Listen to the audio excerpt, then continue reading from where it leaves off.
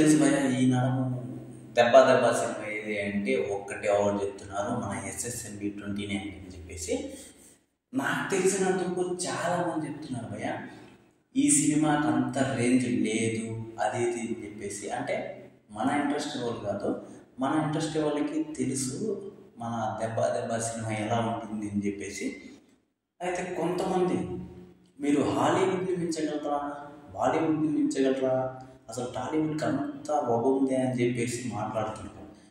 నేనైతే ఒక్కటే చెప్తున్నా భయ్య, ఇలాంటి వాళ్ళందరికీ ఒక్కటే సమాధానం, దెబ్బ దెబ్బ సినిమాని. దీనికి ఏదో దెబ్బ దెబ్బ సినిమా అని టైటిల్ మనం అనుకుంటున్నామంటే అదేదో నార్మల్గా మీరు ఊహించుకోకండి. అసలు మైండ్ దొబ్బేసే సినిమా అది. వరకు మన టాలీవుడ్లో బాహుబలినే హైయెస్ట్ గ్రాస్ అని చెప్పేసి చెప్పుకుంటున్నాము. మన పుష్ప వచ్చింది కానీ ఎందుకు మనస్ఫూర్తిగా పుష్ప సినిమా గురించి అయితే చెప్పుకోవట్లేదు.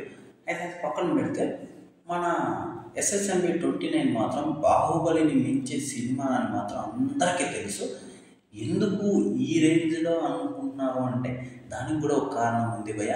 అసలు ఇప్పటి వరకు అసలు మన విజయేంద్ర ప్రసాద్ గారు కూడా చెప్పారు, అంటే ఆ స్టోరీ రైటర్. ఆయన ఏం చెప్పారంటే, ఇప్పటి వరకు నేను ఏ సినిమా కూడా, ఎలాంటి సినిమా కూడా ఎంత కష్టపడలేదు, ఈవెన్ బాహుబలి కూడా నేను అంత కష్టపడలేదు స్టోరీ రాయడానికి, కానీ ఈ సినిమాకే అంత కష్టపడ్డాను. అంటే ఆ సినిమాలో ఏముంది అని ఒక్కసారి ఆలోచిస్తేనే నాకైతే మైండ్ పోతుంది. అలాగే మనకు రాజమౌళి గారి గురించి తెలుసు భయ్య, ఎలాంటి స్టోరీనైనా అలాగే చెక్కతారని చెప్పేసి. ఇప్పుడు నేను అంటున్నాను, ఒక్కవేళ ఈ సినిమా హాలీవుడ్ని మించిపోతే ఎలా ఉంటుందో ఒక్కసారి ఊహించుకోండి. అసలు నాకైతే మాట్లాడలేకపోయా. కొన్ని రీల్స్ చూస్తుంటాము, అసలు వాళ్ళు చేసే రీల్స్ నాకైతే న్యూస్ బంప్స్ వస్తాయి. ఆ రేంజ్లో ఎడిట్ చేస్తారు భయ్య. అసలు నేనేమనుకున్నానంటే, ఇప్పటి వరకు మన టాలీవుడ్ బాలీవుడ్ని బీట్ చేసింది, కాలీవుడ్ని బీట్ చేసింది అని నేను కూడా అనుకున్నాను. కానీ ఈసారి SSMB 29తో మొత్తం వరల్డ్నే షేక్ చేస్తుంది అనే దాంట్లో ఎటువంటి సందేహము లేదు భయ్య.